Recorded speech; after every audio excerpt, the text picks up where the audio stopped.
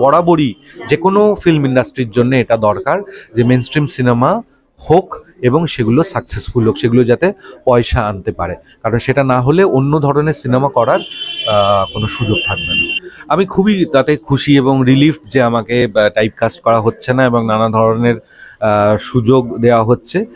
যে কোনো অভিনেতা সবসময় সেটা চান, যারা টাইপকাস্ট হয়ে যান তারা কেউই তো নিজের ইচ্ছায় হন না, কিন্তু এত বছর তো এই সবেমাত্র 18 বছর হলো ইন্ডাস্ট্রিতে, এত বছর ইন্ডাস্ট্রিতে থেকে ওরকম সুপারস্টার একটা মানে স্টেচার ও এনজয় করে, কিন্তু তা সত্ত্বেও এত মাটির মানুষ এবং এত ভালো ব্যবহার আশা করা, মানে আমি ওই ছোট চরিত্রে আমি যে কটি দৃশ্যে অভিনয় করব সবই মিঠুন চক্রবর্তীর সাথে অভিনয় করার, স্ক্রিন শেয়ার করার সুযোগ পাবো, এটা তো খুবই গৌরবের এবং আনন্দের।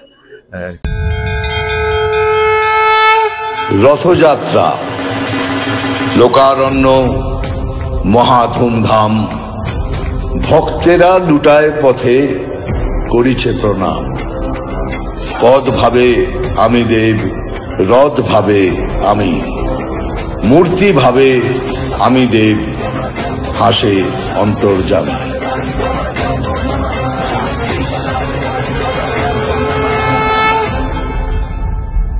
অনেকদিন পর তোমার সাথে দেখা হলো সামনাসামনি, প্রথমে বলো কেমন আছো? আমি খুব ভালো আছি, মানে সাধারণত থাকি তাই। আর আমরা মানে 2 বছর আগে তোমার যখন ইন্টারভিউ আমি করেছিলাম তখন আমরা একটা প্রশ্ন করতাম, যেটা বেসিক্যালি অনেকেই করতে, টাইপ কাস্ট হয়ে যাওয়া। আমরা একই টাইপের চরিত্র তোমাকে দেখতে পাচ্ছিলাম, সেখানে প্রধানের মতো এরকম একটা চরিত্র তুমি প্লে করলে, নানা রকম চরিত্র প্লে করছো, এই মুহূর্তে আমার ফিলিংসটা কেমন? আমি খুবই তাতে খুশি এবং রিলিফ যে আমাকে টাইপকাস্ট করা হচ্ছে না এবং নানা ধরনের সুযোগ দেওয়া হচ্ছে। যে কোনো অভিনেতা সবসময় সেটা চান, যারা টাইপকাস্ট হয়ে যান তারা কেউই তো নিজের ইচ্ছায় হন না, কিন্তু মানে এখন আমার ধারণা এই মুহূর্তে যে সময় আমরা দাঁড়িয়ে আছি সেই সময় রাদার সবাই অনেক রিস্ক নিচ্ছেন, প্রডিউসাররাও নিচ্ছেন, পরিচালকরাও নিচ্ছেন এবং চাইছেন না এটা যে একে এই সুযোগ, মানে এই ধরনের চরিত্রে ক্লিক করে গেছে তাকে শুধু ওটাতেই ইউজ করব, এর বাইরে বেরিয়ে যাওয়ার যে ভাবনাটা সেটা একটা সময় ছিল, মানে ছিল না আর কি, এখন কিন্তু সেটা কাজ করছে, তো সেটা আমাদের জন্য খুব ভালো খবর। শাস্ত্রীর অফারটা কিভাবে এলো সেটা নিয়ে আমাকে প্রথমে ফোন করলো সোহম, ফোন করে বলল যে আমি একটা ছবি করছি, সেখানে তোমাকে এইটা করতেই হবে। এবার ও কোনো অপশান রাখিনি, আমার চরিত্রটা খুবই ছোট চরিত্র, কিন্তু সিনেমাটার জন্য খুব ইম্পর্ট্যান্ট এবং আমার জন্যে খুব আনন্দের খবর যে আমি ওই ছোট চরিত্রে আমি যে কটি দৃশ্যে অভিনয় করব সবই মিঠুন চক্রবর্তীর সাথে অভিনয় করার, স্ক্রিন শেয়ার করার সুযোগ পাবো, এটা তো খুবই গৌরবের এবং আনন্দের, খুব ভালো লাগছে সেটা। প্রধানে তোমার অভিনয় এক কথায় অসাধারণ লেগেছিল এবং প্রত্যেকে মানে গোটা মানে বাঙালি প্রত্যেকে তোমাকে নিয়ে কথা বলেছে, এটা আমরা সবাই জানি। তো দেবদার সাথে কাজ করার এক্সপিরিয়েন্সটা নিয়ে যদি কিছু বল। ভীষণ ভালো, মানে ভীষণই ভালো। আমি দেবের সাথে আমার এই ছবিটার আগে আলাপ ছিল না, মানে টুকটাক দেখা হয়েছে কখনো, কিন্তু আলাপ ছিল না।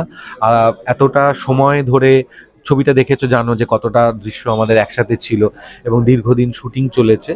ও এত ভালো, এত ডাউন টু আর্থ, এত বছর তো এই সবেমাত্র 18 বছর হলো ইন্ডাস্ট্রিতে, এত বছর ইন্ডাস্ট্রিতে থেকে ওরকম সুপারস্টার একটা মানে স্টেচার ও এনজয় করে, কিন্তু তা সত্ত্বেও এত মাটির মানুষ এবং এত ভালো ব্যবহার আশা করা, মানে সেটা খুবই মানে আমাকে আকৃষ্ট করেছে এবং ওর সাথে কাজ করার এক্সপিরিয়েন্সও খুব ভালো।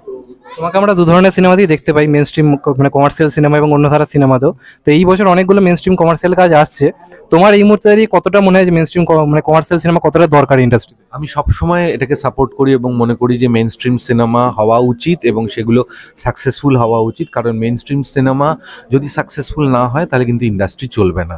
মানে অন্য ধরনের সিনেমা করার সুযোগই পাবেন না পরিচালকরা যদি মেন স্ট্রিম সিনেমা কাজ না করে। তো এটা ভীষণভাবে বরাবরই যে কোনো ফিল্ম ইন্ডাস্ট্রির জন্য এটা দরকার যে মেন স্ট্রিম সিনেমা হোক এবং সেগুলো সাকসেসফুল হোক, সেগুলো যাতে পয়সা আনতে পারে, কারণ সেটা না হলে অন্য ধরনের সিনেমা করার কোনো সুযোগ থাকবে না।